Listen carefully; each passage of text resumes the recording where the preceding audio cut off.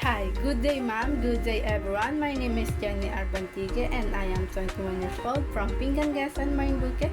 You can call me Jeannie or Jen, and currently taking up Bachelor of Science in Business Administration, major in Human Resource Management, and I am a third year college student, and my hobbies are watching movies and reading some Wattpad books, and my characteristic naman po is I am a shy type person po, pero nagiging madaldal po ako kapag kasama ko po yung mga taong comfortable.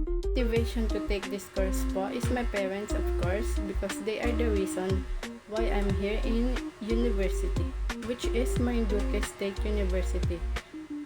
Sila po yung inspiration ko sa pag-aaral at patuloy na mag-aaral hanggang makapagtapos, at palagi po nilang sinasabi sa akin na mag-aaral hanggat hindi napapagod ang nagpapaaral, which is yun po ang ganoon kong motivation. At kahit na mahirap minsan, madali, sila po palagi ang iniisip ko kapag alam kong nahihirapan ako.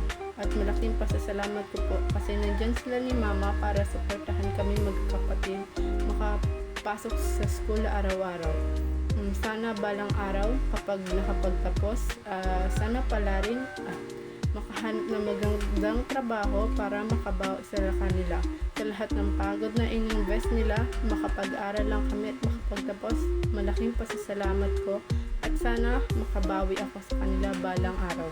This program or course, sana matutunan ko palalo kung paano pumili ng tamang tao pagdating sa isang organization na balang araw hindi maaring pagsihan ng isang HR.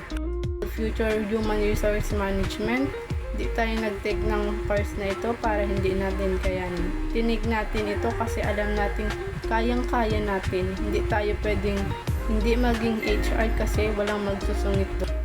O Future Human Resource Management, sana patuloy natin kayanin sa gitna ng hirap. Sana kayanin pa natin padayon.